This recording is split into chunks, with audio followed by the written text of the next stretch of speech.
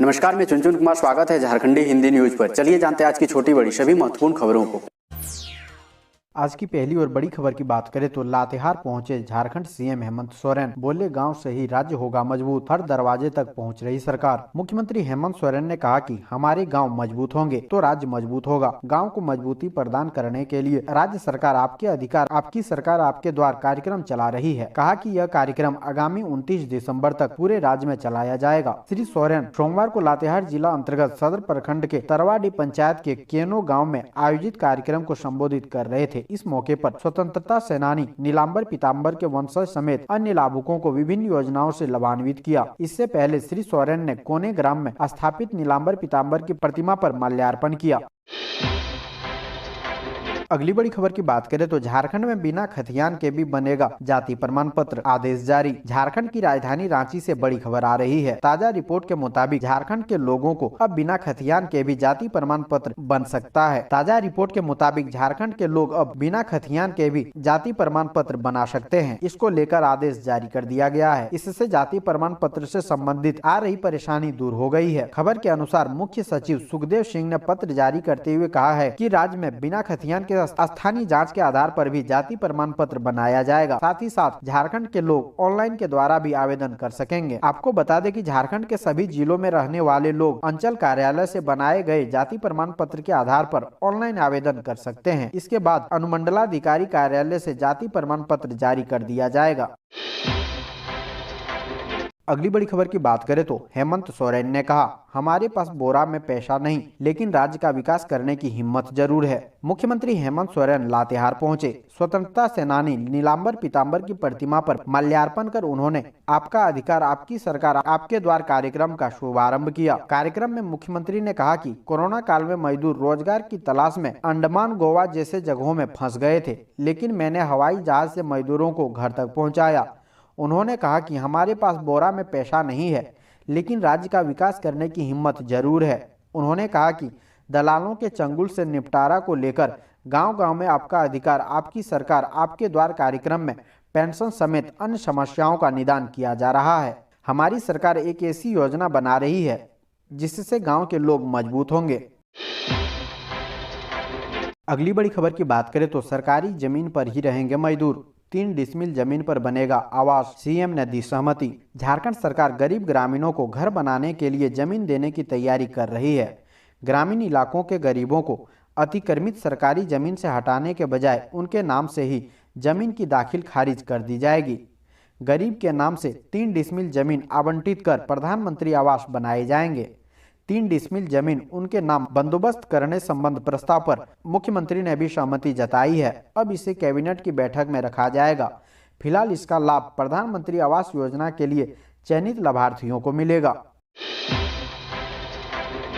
अगली बड़ी खबर की बात करें तो डॉक्टर रामेश्वर उरांव ने कहा, कृषि कानून वापस लेने के बावजूद भी किसानों की चिंता खत्म नहीं हुई। झारखंड सरकार के खाद्य आपूर्ति और वित्त मंत्री डॉक्टर रामेश्वर उरांव ने सांसद से 3 नए कृषि कानून को वापस लिए जाने के कदम का स्वागत करते हुए कहा है कि किसानों की चिंता अब भी समाप्त नहीं हुई है। डॉक्टर उरांव ने सोमवार को कांग्रेस भवन में पत्रकारों से बातचीत में कहा कि किसानों की अब भी सबसे बड़ी चिंता फसल को लेकर न्यूनतम समर्थन मूल्य एमएसपी की है, इसलिए किसानों को इसकी गारंटी मिलनी चाहिए। वित्त मंत्री ने बताया कि किसानों को न्यूनतम समर्थन मूल्य की गारंटी देने के लिए कानून बनाया जाना आवश्यक है, क्योंकि देश में बाजार की जो स्थिति है उससे सभी वाकिफ हैं। देश में बढ़ती महंगाई के कारण किसानों के फसल लागत में लगातार बढ़ोतरी होते जा रही है, लेकिन किसानों का लाभ स्थिर है, इसलिए एमएसपी को कानून स्वरूप दिया जाना आवश्यक है।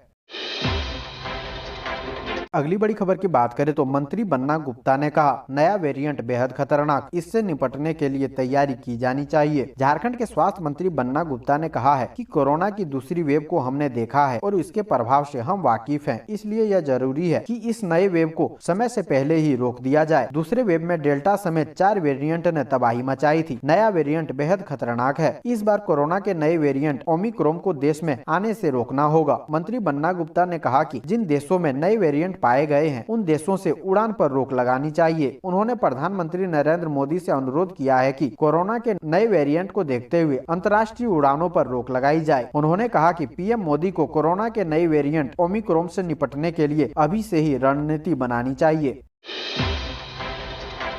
अगली बड़ी खबर, अकेलापन दूर कर यहां सुकून पाएंगे बुजुर्ग। जामताड़ा के हर प्रखंड में बन रहा ओल्ड एज क्लब। बुजुर्गों का अकेलापन व अवसाद दूर करने के लिए झारखंड के जामताड़ा जिले में प्रशासन ने अनोखी पहल की है। यह सूबे का पहला जिला है जहां हर प्रखंड में ओल्ड एज क्लब का निर्माण हो रहा है। यहाँ खेल व मनोरंजन सामग्री, पुस्तकें होंगी। दिसंबर से इसकी शुरुआत हो जाएगी। जामताड़ा में 6 प्रखंड मुख्यालयों में क्लब बनाए जा रहे हैं। जीवन के अंतिम पड़ाव में सुकून देने की यह उपायुक्त फैज अहमद मुमताज की है। इसके लिए 5-10 साल से बेकार पड़े भवनों का जीर्णोद्धार कराया जा रहा है। ओल्ड एज क्लब में LED टीवी, इंडोर व आउटडोर खेल सामग्री, विभिन्न भाषाओं में धार्मिक व साहित्यिक पुस्तक उपलब्ध होगी ताकि बुजुर्ग अपने तनाव मुक्त होकर समय व्यतीत कर सके। यहाँ समय समय पर स्वास्थ्य जाँच की भी सुविधा उपलब्ध कराई जाएगी। बुजुर्गों की समिति ही क्लब का संचालन करेगी। इसकी निगरानी प्रखंड स्तरीय अधिकारी करेंगे।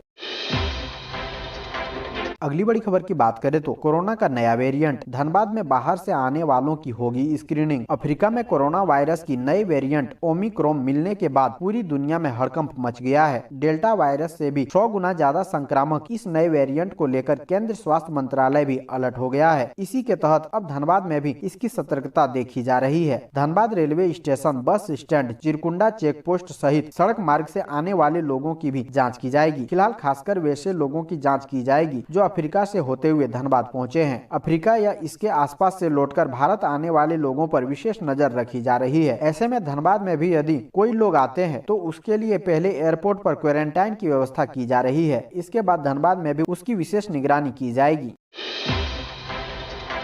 अगली बड़ी खबर की बात करें तो राज्यपाल से मिले अनुबंध पर बहाल कॉलेज शिक्षक, आंध्र और हिमाचल की तर्ज पर मांगी सुविधा। झारखंड अनुबंध सहायक प्राध्यापक संघ की प्रतिनिधि मंडल ने झारखंड के राज्यपाल रमेश बैस से सोमवार को मुलाकात कर उन्हें अनुबंध सहायक प्राध्यापकों की समस्या से विस्तार में अवगत कराया। प्रतिनिधि मंडल ने हिमाचल प्रदेश एवं आंध्र प्रदेश जैसे राज्यों की तर्ज पर अनुबंध पर कार्यरत सहायक प्राध्यापकों को समायोजित करने की मांग राज्यपाल से की। साथ ही जब तक ये प्रक्रिया संपन्न होती है तब तक UGC ग्रेड पे के हिसाब से एक निश्चित वेतनमान देने की मांग भी राज्यपाल से की गई। प्रतिनिधि मंडल ने राज्यपाल से कहा कि अस्थायी सहायक प्राध्यापकों की तरह कार्य किए जाने के बावजूद अनुबंध सहायक प्राध्यापक UGC द्वारा निर्धारित निश्चित वेतनमान से वंचित है। प्रतिनिधि मंडल ने राज्यपाल से समान काम का समान वेतन देने की भी मांग की है। अगली बड़ी खबर की बात करें तो बंद खदानों को चालू करने को लेकर संयुक्त मोर्चा समर्थकों ने किया प्रदर्शन, आंदोलन की घोषणा। सालनपुर कोलियरी के बंद पड़े 5 व 3 नंबर भूमिगत खदानों को चालू करने की मांग को लेकर संयुक्त मोर्चा समर्थकों ने सोमवार को प्रदर्शन किया। कोलियरी कार्यालय के समक्ष जुटे मोर्चा समर्थकों ने प्रबंधन पर साजिश के तहत खदानों को बंद करने का आरोप लगाया। मजदूरों के साथ यूनियन प्रतिनिधि 5 व 3 नंबर भूमिगत खदान से जुलूस की शक्ल में कोलियरी कार्यालय पहुंचे। वहां धनबाद कोलियरी कर्मचारी संघ के समर्थकों द्वारा दिए जा रहे अनिश्चितकालीन धरना मंच से वक्ताओं ने प्रबंधन के खिलाफ आंदोलन की घोषणा की। अगली बड़ी खबर की बात करें तो पार्टी के संविधान होगा संशोधन, 18 दिसंबर के केंद्रीय अधिवेशन की तैयारी तेज। हेमंत सोरेन बने सभी समिति के संयोजक। झारखंड मुक्ति मोर्चा ने 18 दिसंबर को होने वाले अपने 12वें केंद्रीय महाधिवेशन की तैयारी तेज कर दी है। केंद्र समिति ने इसके लिए आवश्यक समितियों का गठन शुरू कर दिया है। समितियों का संयोजक केंद्रीय कार्यकारी अध्यक्ष हेमंत सोरेन को बनाया गया है। झामुमो के महासचिव विनोद पांडे ने इसकी घोषणा की। मोर्चा के संविधान संशोधन समिति में चंपई सोरेन, नलिन सोरेन, विनोद पांडे, सुदीवी कुमार सोनू, पंकज मिश्रा, हफीजुल हसन, स्टीफन मरांडी, विजय हांसदा, सुप्रियो भट्टाचार्य, योगेश प्रसाद और जगन्नाथ महतो को शामिल किया गया है। अगली बड़ी खबर की बात करें तो बिना एग्जाम दिए इन पदों पर पा सकते हैं नौकरी। भारतीय रेलवे में नौकरी पाने के लिए सोच रहे हैं तो आपके लिए एक बड़ी खुशखबरी है। दरअसल इसके लिए भारतीय रेलवे ने दक्षिण पूर्व रेलवे के तहत विभिन्न विभागों में अप्रेंटिस के पदों पर वैकेंसी निकाली है। ऐसे में इच्छुक एवं योग्य उम्मीदवार जो इन पदों के लिए आवेदन करना चाहते हैं वह इंडियन रेलवे की आधिकारिक वेबसाइट rrcser.co.in पर जाकर अप्लाई कर सकते हैं। अगली बड़ी खबर की बात करें तो बोकारो के पर्वतपुर कोल ब्लॉक से जिंदा बाहर निकले मजदूर। 4 दिन पहले हुआ था दर्दनाक हादसा। हिम्मत के आगे मौत भी घुटने टेक देती है। ऐसे ही कुछ झारखंड में भी देखने को मिला है। झारखंड के बोकारो जिले के चंदन कियारी प्रखंड स्थित पर्वतपुर कोल ब्लॉक में अवैध खनन के दौरान चाल धंसने से 4 मजदूर फंस गए थे। मजदूरों के कोल ब्लॉक में फंसने के बाद किसी को इस बात की उम्मीद नहीं थी कि उनकी जान बचेगी। सबकी मौत तय मानी जा रही थी, लेकिन सोमवार को अचानक चारों मजदूर खदान से बाहर निकल निकलने में कामयाब हो गए। जैसे ही चारों के जिंदा बचने की सूचना मिली तो पूरे क्षेत्र खुशी की लहर दौड़ गई। दरअसल ये हादसा जिले के चंदन कियारी प्रखंड स्थित बंद पड़े पर्वतपुर कोल ब्लॉक में हुआ था। यहाँ अवैध खनन के दौरान शुक्रवार को चाल धंसने से 4 लोग खदान में फंस गए थे। स्थानीय लोगों ने बताया कि जो लोग दब गए हैं वो पर्वतपुर कोल ब्लॉक के बगल में स्थित तीलाटाण गांव के रहने वाले हैं, जिसमें एक महिला और 3 पुरुष शामिल है। फिलहाल सभी की सकुशल वापसी के बाद परिवार और प्रशासन ने राहत की सांस ली है। अगली बड़ी खबर की बात करें तो झारखंड को अब तक नहीं मिली जीनोम सीक्वेंसिंग मशीन। उड़ीसा भेजे जाते हैं सैंपल। वेरिएंट का पता लगाने में लगता है 1 माह। कोरोना के नए वेरिएंट ओमिक्रॉन दक्षिण अफ्रीका समेत कई देशों में मिले हैं। कोरोना वायरस अब तक कई वेरिएंट बदल चुका है। वेरिएंट के बदलाव का पता सैंपल जीनोम सीक्वेंसिंग मशीन से लगाया जा सकता है। यह मशीन कोरोना की 2 लहर बीत जाने के बाद भी अब तक राज्य सरकार खरीद नहीं पाई है। कई बार सरकार ने खरीदी के लिए भी योजना बनाई, पर जीनोम सीक्वेंसिंग मशीन राज्य को नहीं मिल सकी। राज्य सरकार ने 2 मशीनों की खरीदारी की बात कही थी। एक मशीन को रिम्स और दूसरी को MGM जमशेदपुर में स्थापित करने की बात कही थी। के अलावा रिम्स ने अपने जीबी से करीब 8 माह पहले ही जीनोम सीक्वेंसिंग मशीन की खरीदारी के लिए प्रस्ताव को स्वीकृत करा लिया था। बावजूद अब तक रिम्स मशीन नहीं खरीद सका है। बता दें कि राज्य में वेरिएंट की जाँच के लिए सैंपल ISL भुवनेश्वर भेजे जाते हैं, जिस कारण सैंपल से वेरिएंट का पता लगाने में 1 महीने से अधिक का समय लग जाते हैं। अगली बड़ी खबर की बात करें तो झारखंड में 2 से 4 दिसंबर तक बारिश की संभावना। बरसात के बाद पड़ेगी कड़ाके की सर्दी। झारखंड में इस बार सर्दी लोगों के लिए मुसीबत का सबब बन सकती है। आने वाले दिनों में ठंड और कोहरे का प्रकोप बढ़ने की संभावना है। रांची में सोमवार की सुबह कोहरा और धुंध देखने को मिला। मौसम विभाग के पूर्वानुमान के मुताबिक अगले 3 दिनों तक न्यूनतम तापमान 11 डिग्री के आसपास स्थिर रहेगा। 2 दिसंबर से 4 दिसंबर तक बादल छाने और बारिश होने की संभावना जताई गई है। मौसम विभाग के अनुसार बारिश खत्म होने के बाद ठंड बढ़ेगी और तापमान तेजी से कम होगा। बता दें कि मौसम विभाग की तरफ से प्रदेश में मौसम को लेकर जो पूर्वानुमान जारी किया गया था, उनमें कहा गया था कि झारखंड में अगले कुछ दिनों में तापमान 4 डिग्री सेल्सियस तक गिर सकता है। इसके साथ ही कोहरे का प्रभाव भी देखने को मिलेगा।